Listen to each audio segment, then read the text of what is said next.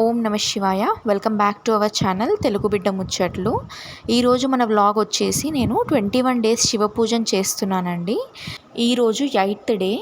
1 to 7 days పూజని నేను ఎలా చేశాను అనేది ఈరోజు కంప్లీట్ వ్లాగ్లో నేను మీకు చూపిస్తాను. శివ పూజ అనగానే ముందుగా పూజా విధానం ఏంటి, పూజలో పాటించవలసిన నియమనిష్టలు ఏంటి అనేది అందరికీ క్వశ్చన్ వస్తుంది. ఈ 21 డేస్ అయితే నేను నాన్ వెజ్ అయితే తినట్లేదండి.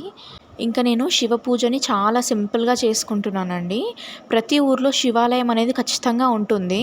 మా ఊర్లో ఇది అయ్యప్ప స్వామి టెంపుల్. ఇక్కడ అయ్యప్ప స్వామి, కుమారస్వామి, గణేశుడు అలాగే శివాలయం కూడా ఉంది. నేను ఎవ్రీడే శివాలయంకి వస్తానండి. శివుడికి అభిషేకం చేస్తాను.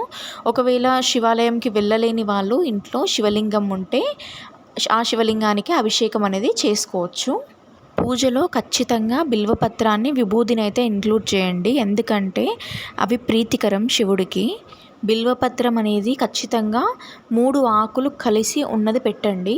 ఆ 3 ఆకుల్లో కూడా ఏది ఒక ఆకు ఊడిపోయి 2 ఆకులు ఉన్నవి అలాంటివి పెట్టకూడదు. అలాగే సగం ఆకుని పురుగులు తినేసి ఉంటాయి కదా, అలాంటి ఆకులు కూడా శివలింగంపై పెట్టకండి.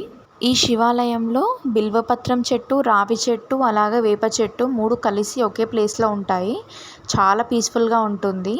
ఇంకా శివాలయంలోకి వెళ్ళినప్పుడు మనకి ఫస్ట్ కనిపించేది నందీశ్వరుడు అండి. నందీశ్వరుడిని పూజించిన తర్వాతే మనం శివాలయంలో శివుడికి పూజ అనేది చెయ్యాలి. నందీశ్వరుణ్ణి అందరూ కాళ్ళకి మొక్కి నమస్కరించి వెళ్ళిపోతారు శివాలయంలోకి. అలా వెళ్ళకూడదు. ముందుగా మనం తెచ్చిన బిల్వపత్రాన్ని తీసుకొని నందీశ్వరుడికి వీపు మీద కానీ అలా నుదురు మీద కానీ పెట్టి ఆయన తోకని నిమురుతూ 4 కాళ్ళని స్పర్శించి నమస్కరించుకోవాలి. అప్పుడు నందీశ్వరుడు శివుడికి చెప్తాడు, స్వామి నీ భక్తులు వచ్చారు, వారి కోరికని మన్నించండి అని. అప్పుడు మనము శివాలయంలోకి వెళ్ళి అభిషేకం చేసిన, పూజ చేసిన ఆ పూజ అనేది శివుడు స్వీకరిస్తాడు. మనము నందికి శివుడికి మధ్యలో నిల్చొని అభిషేకం కానీ, మొక్కడం కానీ, పూజలు కానీ చేయకూడదండి. అలాగే ఇక్కడ నేను ప్రదక్షిణలు చేయలేదండి, ఎందుకంటే స్పేషియస్గా ఉండదు. ఎవరైనా ప్రదక్షిణలు చేయాలి అంటే కనుక చేసిన తర్వాతే శివాలయంలోకి వెళ్ళండి. ఇక శివ పూజనైతే స్టార్ట్ చేస్తున్నానండి.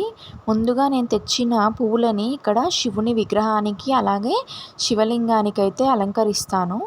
దాని తర్వాత మనం తెచ్చుకున్న బిల్వపత్రం ఉంటుంది కదా, ఆ బిల్వపత్రాన్ని శివలింగం మీద ఉంచి అభిషేకాన్ని అయితే చేస్తాను. అభిషేకాన్ని చేసిన తర్వాత మన కోరిక ఏంటో మనసులో ఆయనకి విన్నవించుకోవాలండి. అక్కడే కూర్చొని ఓం నమ శివాయ అనే మంత్రాన్ని మీకు వీలైనన్ని సార్లు మనస్ఫూర్తిగా నేను తలుచుకుంటూ జపించండి. ఇంకా వీలైతే కనుక మీరు లింగాష్టకాన్ని, బిల్వాష్టకాన్ని అలాగే శివ స్తోత్రాలను కూడా అక్కడ కూర్చొని జపించుకోవచ్చు. ఇంకా మీరు ఏదైనా కోరిక స్ట్రాంగ్గా కావాలి, ఇది ఖచ్చితంగా అవ్వాలి అని అనుకున్నప్పుడు ఆ కోరికను మనసులో తలుచుకొని ఓం శ్రీ వర్ధనాయ నమః అనే మంత్రాన్ని 21 రోజులు 108 టైమ్స్ జపించండి. ఖచ్చితంగా ఆ కోరిక అనేది నెరవేరుతుంది. మనం జపించుకోవడం పూర్తయిన తర్వాత స్వామివారికి విభూదిని మనము రాయాలి. ఇలా శివలింగాన్ని తాకి మనము విభూది రాస్తున్నప్పుడు స్వామివారు మనలో ఉన్న భయాన్ని, బాధలని తీసేసుకొని ఆయనలో ఉన్న శాంత గుణాన్ని మనకిస్తారంట. అందుకే ఇలా విభూదిని రాయాలి ఖచ్చితంగా. ఇక విభూది రాసిన తర్వాత 3 నామాలని మనం పెట్టి మన దగ్గర ఉన్న బిల్వపత్రాన్ని తీసుకొని ఆయనకి మళ్ళీ సమర్పించాలి. ఒకవేళ మీరు ఏదైనా పండు కానీ లేదా ఇంకేదైనా స్వీట్ లాంటిది ఏమైనా తెచ్చి ఉంటే నైవేద్యం పెట్టుకోవచ్చు. ఇదండి, నేనైతే సింపుల్ వేలో ఇలా పూజ చేస్తాను. ఈ పూజ చేయడం స్టార్ట్ చేసి 7 డేస్ అయిందండి. పర్సనలీ చాలా పీస్ఫుల్గా ఉంది నా లైఫ్ ఇప్పుడు. అంటే టెన్షన్స్ లేవు, బాధలు లేవని కాదు, కానీ ఆ భయాలన్నీ ఆయనకి ఇచ్చేసి ఆ పీస్ ఆఫ్ మైండ్ మాత్రం నాకు ఇవ్వమని అడిగాను. ఆయన అదే ఇచ్చారు. మీలో ఎవరైనా 21 రోజుల పూజ స్టార్ట్ చేయకపోతే స్టార్ట్ చేయండి. నేను మిగిలిన డేస్ పూజ కూడా అప్లోడ్ చేస్తానండి వ్లాగ్స్ లాగా. మీలో ఎవరికైనా ఇంకా ఏమైనా డౌట్స్ ఉంటే పూజా విధానం గురించి ప్లీజ్ కమెంట్ చేయండి. అలాగే లైక్ చేయడం, సబ్స్క్రైబ్ చేయడం మాత్రం మర్చిపోకండి. మీ సపోర్ట్ ఉంటేనే నేను ఇంకా ఇలాంటి వీడియోస్ ఇంకా చాలా చేయగలుగుతాను. Thank you for watching.